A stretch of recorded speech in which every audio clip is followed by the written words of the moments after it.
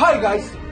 With this week's episode, I'll try to dig a bit deeper and talk about my whole intentions with my Game of Thrones team fanarts by continuing from where we left last week.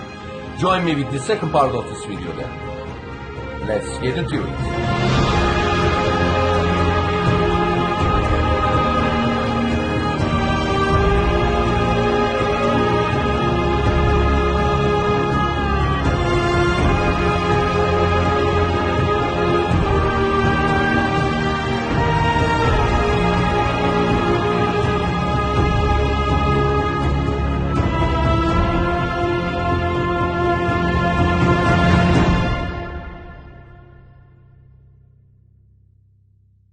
Well, many reasons there.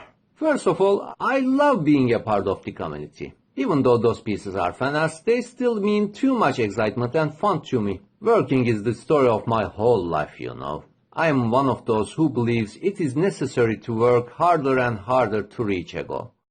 These all may have started with a single artwork, but by the point I reached, it became something more. I think from inside I just wanted to show how much I'm addicted to this genre and how much I want to do something for it with my profession. And thankfully I gained many followers along the road who want me to continue doing what I'm doing, so I guess I'll be doing these fanarts for a considerable amount of time. If you are not a show watcher only, you already knew about Azor Ahai prophecy and you are well aware of what's happening with the prince that was promised thing, right? Last year, after season finale of season 5, I drew this piece of work since I suspected Sir Alistair and the mutineers might have left Jon's body beyond the wall after they killed him. Eventually, it didn't happen that way. I must do some justice here. It needs some balls to left Jon lying there. By the book readers, the relation between Starks and White Walkers is known. It is believed even some ancestral bond is there, and all of us saw Night King gazed upon Jon at Hardhome. Even Ygritte in the books mentioned Jon that Snow is an evil name when they first met.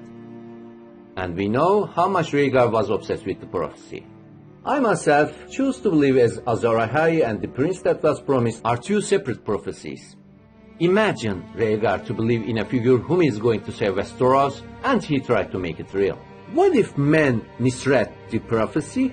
A prince which was promised not to mankind, but to Night King. And in the end, the figure he believed who will save Westeros is becoming the main villain for all Westeros. A prophecy which is coming out true just because it was believed to be true in first place. That would be a bittersweet ending for me.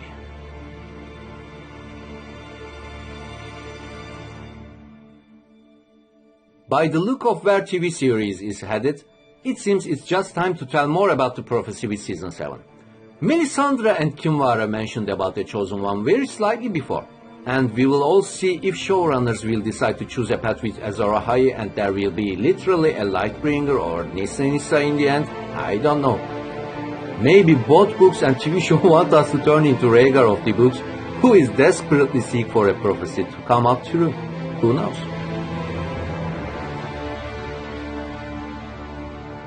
Yes, I do. I don't go outside. I don't play video games anymore. I can barely sleep. I work too much. No, not really. Let me make things more clear for you. The things I draw are my own thoughts and predictions for the series. I know it may seem a bit trollish, but I love to show people other possibilities. People all around the world is doing the same. They drop theories and ideas on forums and chatrooms everywhere. I do the same thing, only I draw my thoughts which needs much time and effort than throwing a single sentence. Now people may think this is so selfish, creating something from top of my head, but no! I'm mostly doing these works because I can do, and I'm reading, searching, and of course hearing what people is guessing by the upcoming events of the A Song of Ice and Fire, but in the end I come up with my own predictions. And I admit, this brings a good amount of exposure to my work. And sometimes an elevator. As you can see here, Imagining Littlefinger to use wildfire to blow up the wall is both nonsense and still it's cool as usual.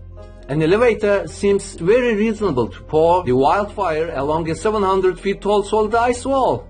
By the way, I'm pretty sure George R. R. Martin himself would hate my verse if he ever comes up with one of them. He would probably be like, "Oh, my summer child, you didn't get any of it, did you?" And sometimes, even if I sense something is not going to be happening, it is still much exciting to show others the unlikely. Showing people something which they can never see on TV or they can never read in the books, maybe that's the appealing part for me.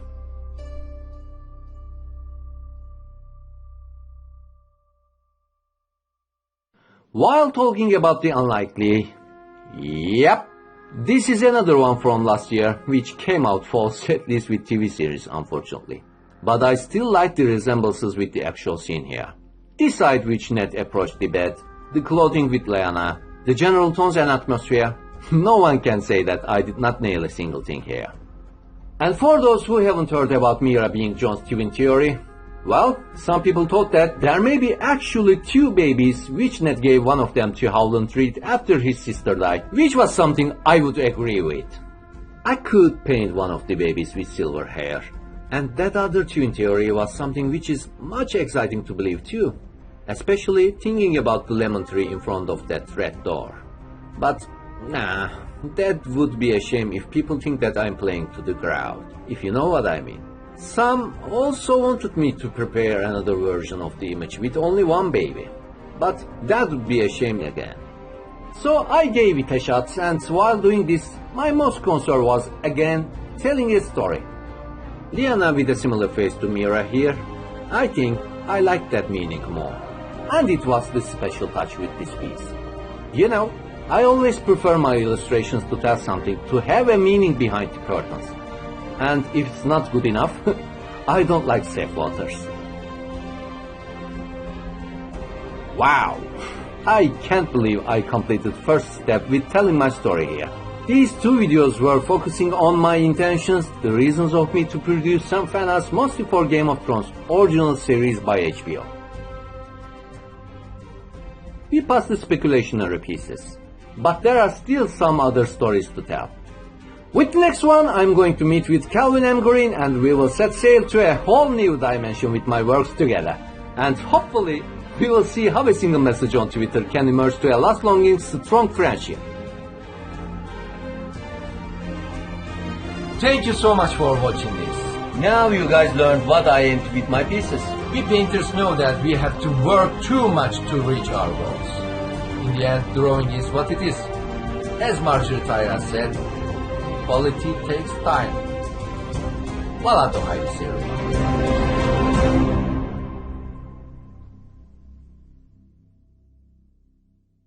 With this week's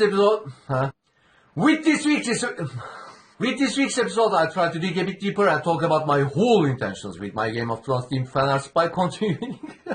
So I try to dig a bit deeper and talk about by continuing. With this week's episode, fan arts me. With this week's episode, I'll try to by continuing from continuing.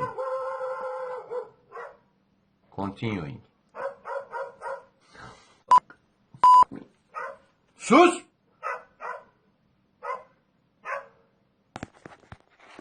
So, let's get continuing.